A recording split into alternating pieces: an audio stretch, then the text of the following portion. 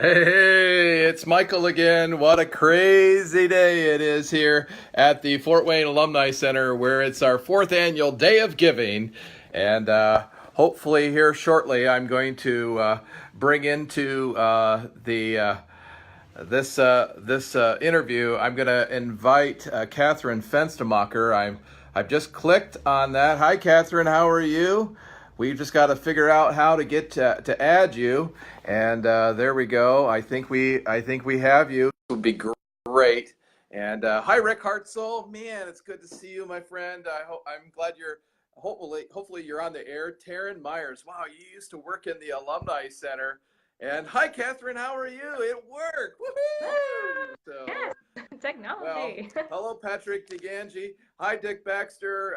Please like this video if you're watching right now, so that others will see it as well on their feed. Kathryn, things are popping around here, and Nice. so da da da. So, yeah, please like this. Tell us where you're watching from, and we're just having a great day here. Where we're hello there, Joe Cox, your daughter. Wow, what a blessing she is. And thank you again for tuning in. Today is our fourth annual Day of Giving, as you know, Kathryn. And this is a day that we set aside. We are trying to raise $32,500. All that money goes to fund our ministry and mission here of the Fort Wayne Alumni Center. We are self-funded and volunteer-driven. We've got volunteers here that they need to be answering the telephone, right, Kathryn? And Absolutely. they need to be calling 260-744-8790, 260-744-8790. Kathryn, you like my tie? I love it. Oh, Very good, nice. good, good. Well, you are a person that came to our rescue in 2013 when you were a student, a professional writing major, and you did such a great job that we just had to ask you if you would participate with us now as our publications coordinator. And I'm just curious, here you didn't go to the Fort Wayne campus, and we'll talk about that in a little bit, but what is your favorite facet of your job as the publications coordinator in that position? Wow, that's a great question because there's a lot. It's so fun for me. Definitely just the team that I get to work with, the staff and the volunteers just knock it out of the park and they give so much. They just really care. So it's inspiring to, be able to work with people like that who love what they're doing and they love you guys. But for me personally, I'd say it's the stories. As a writer, I'm a storyteller. So it's Hi, Bill just so Gehrig. much fun. Hi, Bill. Hi, Joyce Gehrig. Sorry to interrupt. We got a party going on here. Exactly. It's awesome. As I was saying, I love stories, and it's so fun for me to basically go on a hunt for these stories. And each and every alum that I talk to is unique and so inspiring just for me to be able to hear that and just personally benefit from that. Then also to be able to tell it and share it with the rest of the alumni community is really special. So that's definitely my favorite part. Yeah. Well, Kathryn, I have here this magazine in front of me, and your name was all throughout that. As I've got Bill and Joyce, they're talking in the background here. We're on Facebook Live, just having a blast. But you wrote this piece on the Crusaders. You also did a lot of the writing for our Athletic Hall of Fame. Hello there, Debbie Damesworth. Speaking about Athletic Hall of Fame. Uh, as a Taylor grad, I'm curious, what has the Fort Wayne Alumni Center and alumni, what have they come to mean to you? Because you've interviewed people like Bill Gehrig, who we just named, a distinguished servant. What is it that these people have come to mean to you? Well, I would say as I talk to people and hear their stories, something that comes through to me is the legacy of the campus, of the professors, of the emphasis that you all received in your classes, of just the biblical worldview, but very specifically how you can just live your life with a missional focus. So with the missionary church, that's really a big deal. And Yep. I've seen that come out. Like you all are so active across the world, advancing God's kingdom. Similarly with Christian service, you all have received very practical tools to go on and do this work, which I think is really special. Yeah. And I just appreciate so much hearing about that. Kathryn, you have captured the heart from the day you walked into this place. And we just thank you again. We've got Jean and Mary Lou Hobegger who are watching from Florida today. We have Trudy Partee. I hope I said that right, Trudy, a parent of Danielle watching today. So, you know, we've got we have a great family here just checking in with us today. Back to the interview. You know, I mentioned this recent magazine here, and, you know, I showed you the Crusaders. I don't know what your favorite story has been, but I'm guessing interviewing the Crusaders had to be in the top 10 or in the top 5. What has been your favorite story? Well, you're absolutely right about that, Michael.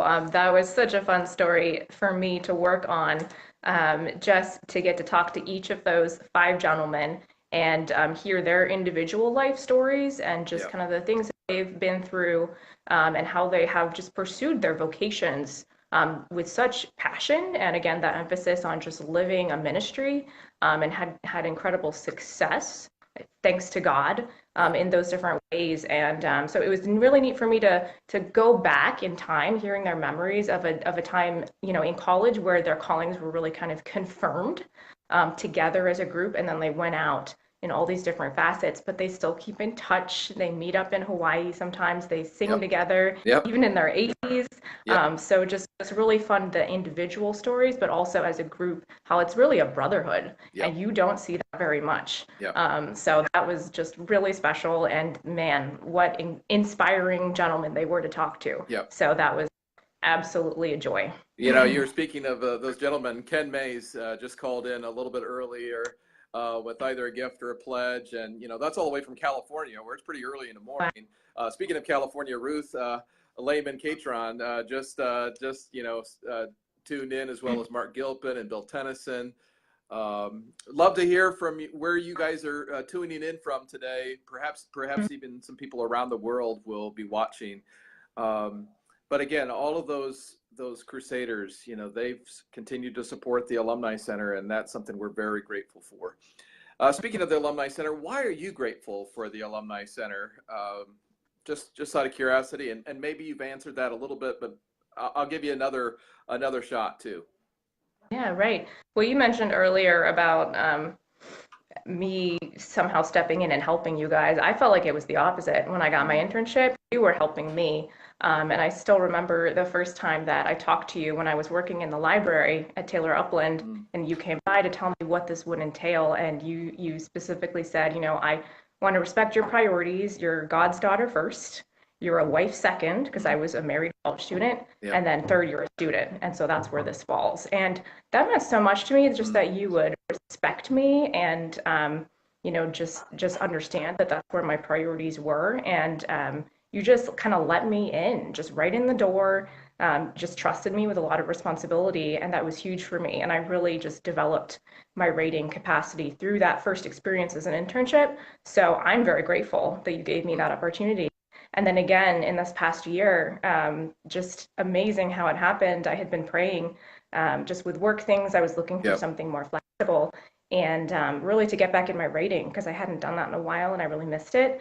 And then you called and said, hey, we're thinking about this. Would you be interested? And, you know, I believe in a sovereign God, so I don't believe in coincidence, and just amazed, you know, that he has been working through you guys in my life. I'm so blessed. Thank you. Well, Kathryn, you have been the blessing to us. I'll never forget the day that we got the question from somebody in Baltimore that wanted to hire you, I think it was. Right. And it was easy to recommend you. I see that my phone is about ready to go dead, so I better hurry up here. Let's talk a little bit about the next issue of the Fort Wayne Vine. What is it that you're working on, and what's the theme going to be? Great. So yeah, our Fort Wayne Vine for the spring is focusing on kind of a celebration of 10 years, because Yep. this year is our 10-year anniversary, which is super exciting. And kind of the theme we're focusing on is to God be the glory. Mm, At the end of the yep. day, that's what it's all about. And so we're kind of focusing on some of the things that have made this be successful for 10 years. The volunteers, we're doing a spread just focusing in on our volunteers and what they Yep. do and what they've contributed. It's astounding. We're also going to be doing some recaps of events like the Hall of Fame, which was just, I've heard, such a phenomenal event. So you can look forward to that.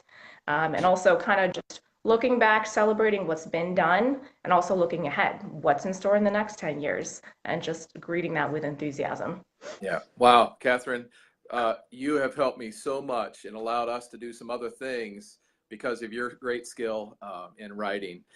Just want to conclude by saying, we have this little building challenge where people can give in honor of a building. Obviously, you didn't go to this campus, but you have been here. So, what's your favorite building? I'm gonna have to go with the Lillian Rolfe house because with my internship, when I'd come on site, that's where I would go.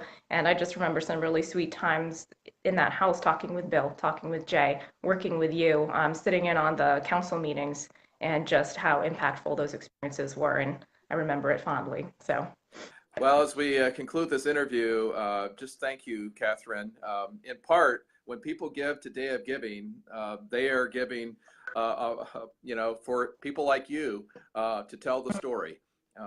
You don't charge us all that, you could, but you certainly do help us.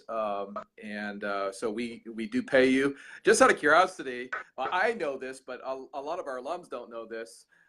You don't live in the state of Indiana. Uh, right. you don't even live in driving distance of the Alumni Center. Where do you live? So maybe my green will give you a hint here. I brought my green.